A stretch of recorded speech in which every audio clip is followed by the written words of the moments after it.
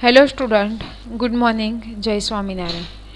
Today we will learn about unit number 1 and उसके अंदर हम लेक्चर नंबर 2 स्टार्ट करने वाले हैं. जिसका टॉपिक है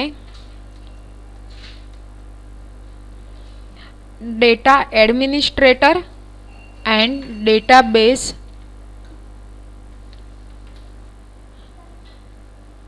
डेटाबेस एडमिनिस्ट्रेटर यानी कि शॉर्ट नाम हो गए डीए एंड डीबीए. नेक्स्ट जो सीखने वाले स्टडी करने वाले हैं वो है function and responsibility of DBMS. And last में हम देखने वाले हैं advantage and disadvantage of file oriented system यानी कि 1.3 से 1.5 है वो लेक्चर नंबर 2 में हम स्टडी करेंगे. प्रीवियस लेक्चर में हमने स्टडी किया था कि what is database management system, वो पूरा का कॉन्सेप्ट क्लियर किया था और उसके रिलेटेड जो बेसिक टर्म्स थी उसके बारे में हमने जाना था. आज हम स्टार्ट करते हैं सबसे पहले कि data administrator. What is DA, DA का वर्क क्या है. ओके, डीए जो डीए होता है वो टेक्निकल पर्सन नहीं है यानी कि डेटाबेस एनवायरनमेंट में डेटा एडमिनिस्ट्रेशन जो होता है वो टेक्निकल पर्सन नहीं होता. ये जो डीए है वो किसी पे डिपेंड नहीं होता यानी किसी के भी यानी कि डीबीएमएस पे वो डिपेंड नहीं होता है. और उसे जो हम डेटा जो एंटर कराते हैं वो डेटाबेस में स्टोर होते हैं. तो स्टोर होने से पहले डीए डिसाइड करता है कि कौन सा डेटा इंक्लूड करने वाले हैं और किसे डेटा को एंट्री डेटाबेस में मिलनी चाहिए. वो डिसाइड कौन करता है, डेटा एडमिनिस्ट्रेटर करता है. ठीक है, शॉर्ट में मैं बताती हूँ कि डीए का वर्क क्या है डेटाबेस में अंदर. तो जो डीए होता है वो डेटा एंड प्रोग्रामर के बीच में सेंट्रल कंट्रोल रखता है, उसे हम डीए बोलते हैं. नेक्स्ट हम जानेंगे रोल ऑफ डीबीए. ओके, यहाँ पे आप देख सकते हो कि डेटाबेस एडमिनिस्ट्रेटर के रोल कितने हैं. ये सभी रोल आपको मैं नेक्स्ट स्टेप बाय स्टेप बताऊंगी, पर उसके पहले हमें जानना है कि व्हाट इज डीबीए. डीबीए क्या है. तो डेटाबेस एडमिनिस्ट्रेटर उसका फुल फॉर्म होगा. तो डीबीए एक ऐसा यूजर है जिसके पास पूरे डेटा का कंट्रोल होता है यानी कि आप जो भी डेटा एंटर कराते हो वो डेटाबेस में जाता है, उसका कंट्रोल डीबीए के हाथ में होता है. ठीक है, डीबीए ही हमारे डेटाबेस को डिजाइन करता है यानी कि हम जो डेटा एंटर करवाते हैं सिस्टम के अंदर वो डेटाबेस में स्टोर होने के बाद उसे कैसे रिप्रेजेंट करना है यूजर के सामने, वो सभी डिजाइनिंग कौन करता है, तो डीबीए करता है. ओके, डीबीए एक ऐसा पर्सन है जिसके पास डेटा की सभी रिस्पॉन्सिबिलिटी होती है. ओके, हम ऐसी कुछ रिस्पॉन्सिबिलिटी जानते हैं कि डीबीए हमारे जो डेटाबेस है उसमें कौन कौन सी रिस्पॉन्सिबिलिटी ऐड करता है यानी कि हमारे सॉफ्टवेयर में वो कौन सा जो पार्ट है जो डीबीए हैंडल करता है. ठीक है, तो हम जो डेटा एक्सेस करते हैं वो किस प्रकार से डेटा एक्सेस करते हैं, वो किस टाइप के जो डेटा है इसे एक्सेस करना चाहिए या नहीं करना चाहिए, वो डीबीए हैंडल करता है. नेक्स्ट, जो भी डेटा एक्सेस करता है वो यूजर ऑथोराइज है या नहीं वो भी चेक डीबीए करता है. डेटाबेस को अपडेट किया गया है या नहीं सिस्टम के अंदर वो भी डीबीए चेक करता है.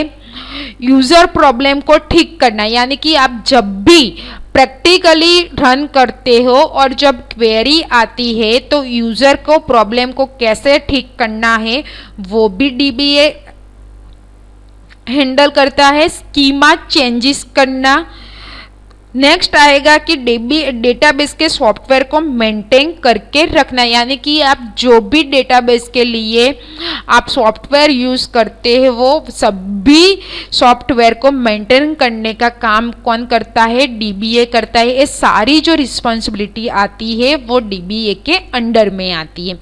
उसके अंदर सबसे पहले आएगा कि स्कीमा डेफिनेशन।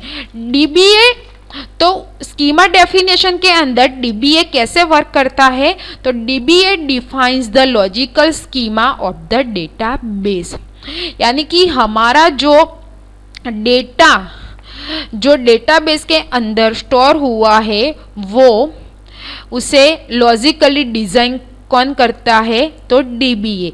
यानी कि लॉजिकल स्कीमा यानी कि हमने जो भी डेटा टेबल के थ्रू डेटाबेस में एंटर करवाया है उसके अंदर किस टेबल में कौन सी प्राइमरी की देनी है और फॉरेन की देनी है वो सब डीबीए करता है। नेक्स्ट आएगा storage structure and access method definition. तो उसके अंदर डीबीए क्या वर्क करता है, तो DBA decide how the data is to be represent in the database and how to access it. यानी कि डीबीए जो है वो स्टोरेज डेटाबेस में डेटा को रिप्रेजेंट कैसे किया जाए वो डीबीए देखता है। ठीक है। नेक्स्ट आएगा कि defining security and integrity constraint. Okay, defining security and integrity constraint, यानी कि हमारे डेटाबेस के लिए कौन सा यूजर ऑथेंटिकेट है और डेटा को एक्सेस करने के लिए कौन सा यूजर ऑथोराइज है, सभी डीबीए डिसाइड करता है। वो क्या हुआ, वो हमारा सिक्योरिटी पार्ट हुआ। ठीक है। और इंटीग्रिटी कंस्ट्रेंट में क्या आएगा, तो डीबीए ही डेटा की इंटीग्रिटी को मेंटेन करता है, उसे हम इंटीग्रिटी कंस्ट्रेंट बोलते हैं। इंटीग्रिटी यानी कि एक वाला जो सेम डेटा है वो दूसरी बार रिप्लेस ना हो और उसे कोई डुप्लीकेट ना करे, यानी कि हमारी डेटा की जो क्वालिटी को जो बढ़ाते मेंटेन रखता है, इसे इंटीग्रिटी बोलते हैं। नेक्स्ट आएगा granting of authorisation for data access. तो उसमें डीबीए किस तरह से वर्क करता है, तो DBA determines which user need access to which part of the database. यानी कि हमारे डेटाबेस में जितने भी यूजर होते हैं उनको डेटाबेस का एक्सेस देना है, यह सभी डीबीए डिसाइड करता है। यानी कि फॉर एग्जाम्पल कि यदि हमारे डेटाबेस में 5 यूजर है वो एक साथ वर्क कर रहे हैं, ओके, तो सपोज के डीबीए ये डिसाइड करता है कि U1 यानी कि U1 यूजर है, ओनली सिलेक्टेड परमिशन देना है, उसे ही परमिशन देना है और U5 को नहीं देना है। तो वो क्या करेगा कि जो U1 को सिलेक्ट किया गया हो उसे डेटाबेस में एक्सेस करने की परमिशन देगा, पर U5 को नहीं देगा, तो वहां से वो डेटा को वो डिलीट कर देगा। ओके, लाइज विथ यूजर, उसमें डीबीए क्या करता है, तो DBA provide necessary data to the user. यानी कि डीबीए जो होता है उसमें जो नेसेसरी जो डेटा है वो यूजर को प्रोवाइड करते हैं। नेक्स्ट आएगा एसेंटिंग एप्लीकेशन प्रोग्राम मर, यानी कि इसमें डीबीए किस तरह से वर्क करता है, तो DBA provides assistance to application programmers to develop application programs. यानी कि डीबीए एप्लीकेशन प्रोग्रामर्स को एप्लीकेशन प्रोग्राम डेवलप करने के लिए हेल्प करता है, ठीक है। नेक्स्ट आएगा मॉनिटरिंग परफॉर्मेंस। तो DBA ensure date better performance is maintain by making a change in the physical और लॉजिकल स्कीमा इफ रिक्वायर, यानी कि DBA सिस्टम के परफॉर्मेंस को मॉनिटर करता है। वो फिजिकली एंड लॉजिकली दोनों ही तरह DBA जो होता है वो हमारे सिस्टम को मॉनिटरिंग करता है। Next backup and recovery. Backup and recovery में क्या आएगा कि डेटाबेस लॉस्ट या डैमेज नहीं होना चाहिए। तो उसमें DBA किस तरह से वर्क करता है, तो DBA टाइम पर मैग्नेटिक टेप या रिमोट सर्वर पर डेटाबेस का बैकअप लेता रहता है, ताकि जब भी हमारी सिस्टम में वायरस आ जाता है और हमारा जो डेटाबेस लॉस्ट हो जाता है, तो उस समय पे जब हमने बैकअप रखा होता है तो उससे हमारा जो इम्पोर्टेंस जो डेटा है उससे हम रिकवर कर सकते हैं। तो इतनी जो रिस्पॉन्सिबिलिटी है वो डेटा DBA के अंडर में आती है, और जो ये इतने जो फंक्शन मैंने बताए अलग अलग तरीके से, वो अलग अलग फंक्शन में वो अपना अलग अलग जो रोल थ्रू वो सिस्टम को मेंटेन रखता है। यहाँ पे आप देख सकते हो कि डेटाबेस एडमिनिस्ट्रेशन रिस्पॉन्सिबिलिटी में क्या आएगा, तो मेंटेनेंस करना, डिज़ाइन करना, सिक्योरिटी को चेक करना, बैकअप करना, ठीक है। ये जो 4 है वो मोस्ट IMP DBA की रिस्पॉन्सिबिलिटी है, जो आगे मैंने पढ़ाई वो ही है। नेक्स्ट यहाँ पे मैंने दोनों का डिफरेंस लिया है कि DA एंड DBA के बीच में कौन सा डिफरेंस है, ठीक है। जो मैंने समझा है वो ही पूरी तरह से यहाँ पे शॉर्ट में मैंने लिखा हुआ है। नेक्स्ट आएगा function and responsibility of DBA। 5th number में आएगा advantage and disadvantage of file oriented system, यानी कि फाइल ओरिएंटेड सिस्टम के एडवांटेज एंड डिसएडवांटेज क्या है। तो सबसे पहले हम advantage of file oriented system में देखेंगे कि बैकअप। तो बैकअप में क्या आएगा, तो it is possible to take faster and automatic backup of database, also possible to develop specify application program. तो कंप्यूटर सिस्टम की फाइल में स्टोर डेटाबेस का बैकअप बहुत ही फास्ट और ऑटोमेटिकली ले सकते हैं, ओके।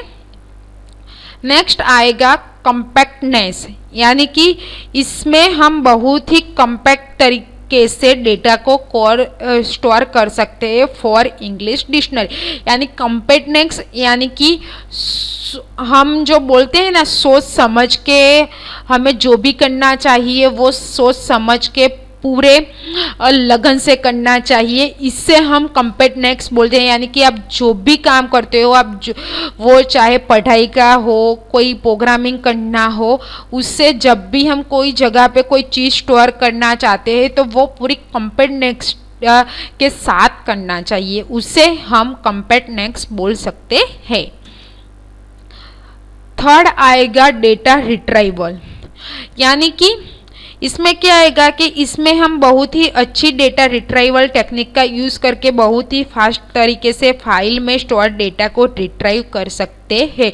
यानी कि हमारी फाइल में जो भी डेटा पड़ा हुआ है उसे हमें रिट्राइव करना है, तो अभी भी मार्केट में ऐसी बहुत सारी टेक्निक है जिसके थ्रू से हम फाइल में से हमारा जो फाइल यानी कि जो रिमूव हो गई फाइल है उसे हम फिर से, फाइल में जो डेटा है वो लॉस हो गया है वो फिर से हम रिट्राइव कर सकते हैं। Next editing.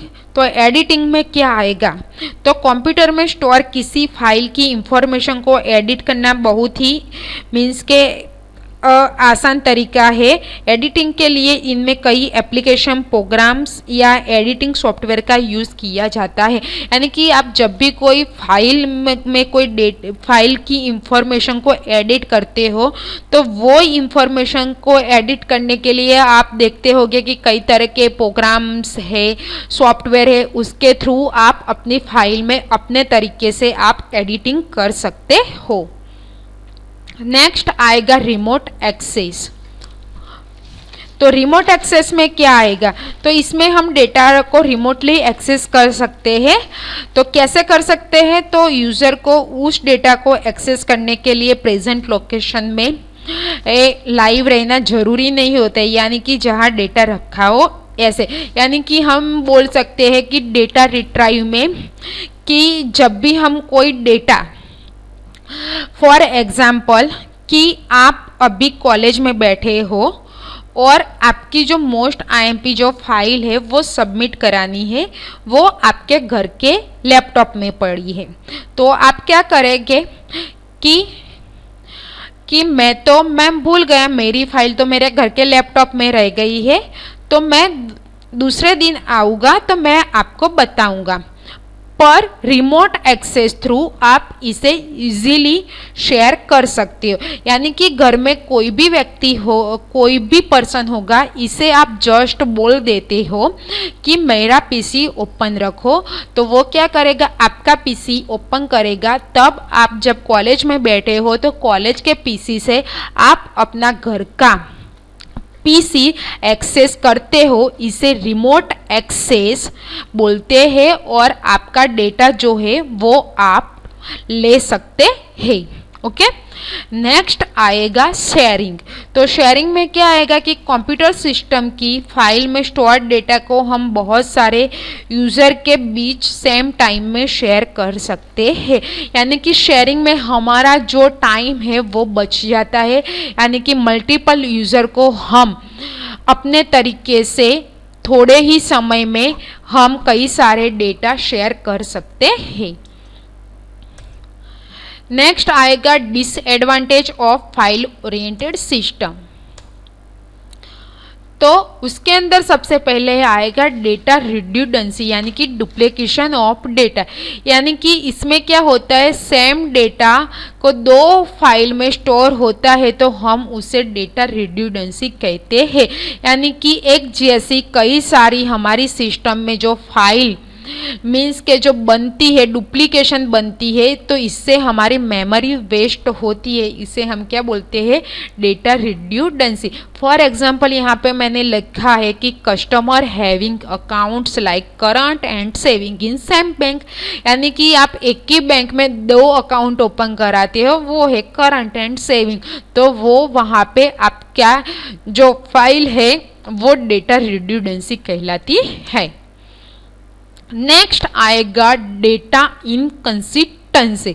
यानी कि due to data redundancy it is possible that data may be inconsistent state. यानी कि रिड्यूडेंसी के बाद एक ऐसा स्टेज है जिसमें आप डेटा को इनकंसिस्टेंट कर सकते हैं। तो कैसे टेसी कर सकते हैं, तो कैसे, तो address of some customer change. यानी कि सेम डेटा की वैल्यू डिफरेंट हो जाती है तो उसे हम डेटा इनकंसिस्टेंसी कहते हैं। यानी कि एक ही व्यक्ति का एक ही डेटा की वैल्यू डिफरेंट होना। यानी कि सपोज कि एक डेटा की वैल्यू यहाँ पे मैं 5 लेती हूँ और दूसरे डेटा की वैल्यू मैं 10 लेती हूँ, तो जब भी मैं वो प्रोसेस में डालूंगी तो मुझे एक ही डेटा की 2 वैल्यू बताएगा। तो वहाँ पे क्या होगा कि डेटा इनकंसिस्टेंसी होगी। ठीक है, नेक्स्ट आएगा डिफिकल्टी एक्सेसिंग डेटा। तो डिफिकल्टी इन एक्सेसिंग डेटा क्या है, तो मैं उसे आपको एक एग्जाम्पल थ्रू समझाती हूँ। ठीक है, कि accessing data is not convenient and efficient in file processing system. यहाँ पे मैं एक एग्जाम्पल के थ्रू आपको ये समझाती हूँ कि फॉर एग्जाम्पल कि एक्सेल में आप फाइल बनाते हो तो फाइल किससे बनती है, आप कुछ डेटा एंटर करते हो, वो डेटा को आप सेव करते हो तो एक पूरे कंप्लीट एक फाइल में स्टोर हो जाती है, ठीक है। तो यहाँ पे मैं कुछ बैंक अकाउंट के जो एग्जाम्पल है उसके थ्रू समझाती हूँ, ठीक है, कि आपको उन लोगों की जाने मीन्स के इंफॉर्मेशन चाहिए कि जिसके अकाउंट बैलेंस 10,000 से कम हो, उसे आप उस डेटा को आपको एक्सेस करना है। तो आप क्या करोगे कि और बैंक में जो सभी डेटा जो रखे हुए होते हैं वो एक्सेल फॉर्म में होते हैं, यानी कि एक्सेल शीट में वो डाले हुए होते हैं। तो आप क्या करोगे, जो 10,000 से कम जिसके भी अकाउंट बैलेंस है, यानी कि अकाउंट बैलेंस में जिस भी पर्सन के 10,000 से कम बैलेंस पड़ा है वो चेक करना है। तो आप क्या करोगे कि आप एक्सेल में कुछ ऐसे फंक्शन होते हैं जिसके थ्रू आप उस डेटा को फाइंड कर सकते हो, पर ऐसा नहीं है कि सभी फंक्शन एक्सेल में दिए गए हो, और आपको जिस भी फंक्शन की ज़रूरत होती है वो फंक्शन अगर एक्सेल शीट में नहीं है तो आप क्या करोगे चेक करने के लिए कि आप एक एक पर्सन की डिटेल एक्सेल में स्टेप बाय स्टेप आप देखोगे और उस डेटा को आप एक्सेस करोगे। उस टाइम पे आपकी डेटा की एक्सेस करने की जो पॉसिबिलिटी होती है वो डिफ़िकल्ट हो जाती है, उसे डिफ़िकल्टी इन एक्सेसिंग डेटा बोलते हैं, ओके। ये नॉर्मल फॉर्म में था, पर हमें अगर एसक्यूएल में हम सोचते हैं तो एसक्यूएल में ऐसा कुछ भी नहीं होता, क्योंकि फाइल सिस्टम में जब हम डेटा एक्सेस करने के सोचते हैं तो हम जो भी डेटा ऐड करते हैं डेटाबेस के अंदर तो उसे हम मॉडिफाई, डिलीट, अपडेट सब कुछ कर सकते हैं। तो एसक्यूएल में ये प्रॉब्लम को हमें फेस नहीं करना पड़ता। नेक्स्ट आता है limited data sharing. Limited data sharing यानी कि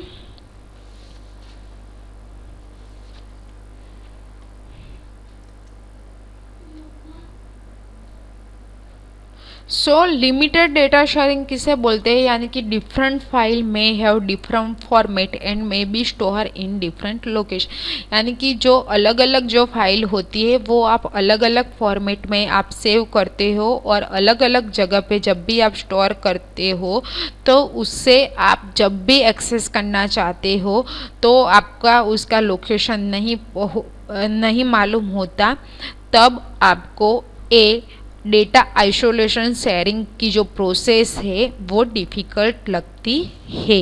यानी कि डेटा आइसोलेशन मीन्स जब भी कुछ इंफॉर्मेशन प्रोवाइड करनी होती है तो वही इंफॉर्मेशन एक फाइल में ना मिल पाए और हमें एक इंफॉर्मेशन के लिए 2-3 फाइल को चेक करना पड़े, इसे हम डेटा आइसोलेशन कहते हैं।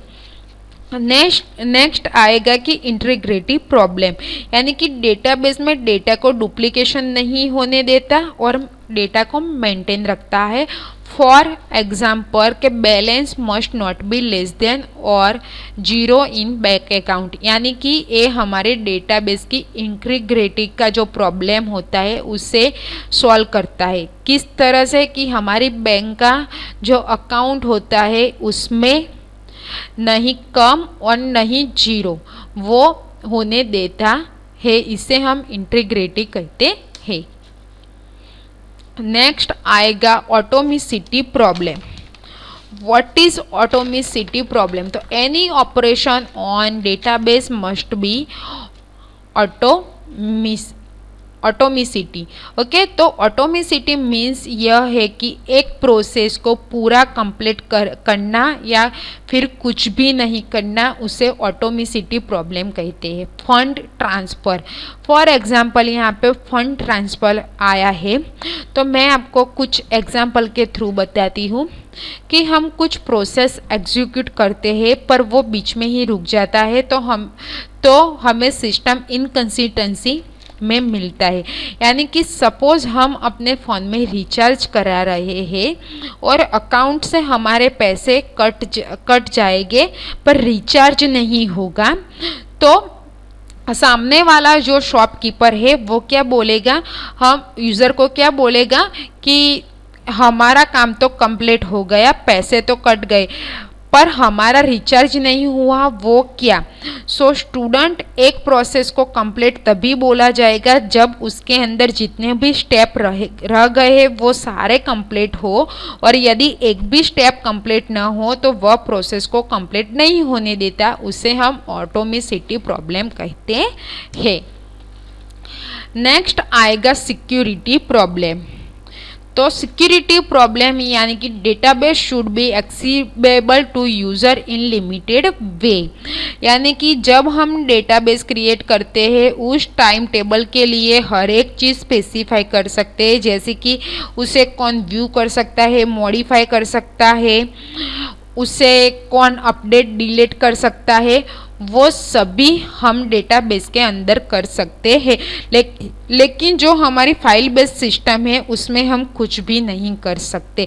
तो फॉर एग्जांपल उसमें क्या आएगा कि a customer can check balance only for over. यानी कि फाइल बेस्ड सिस्टम में क्या होता है कि जो कस्टमर होता है वो अपने ही बैलेंस, अपना खुद का ही बैलेंस चेक कर सकता है। ओके, पर एसक्यूएल में क्या होता है कि सभी लोग उसे देख सकते हैं, उसे सिक्योरिटी प्रॉब्लम कहते हैं।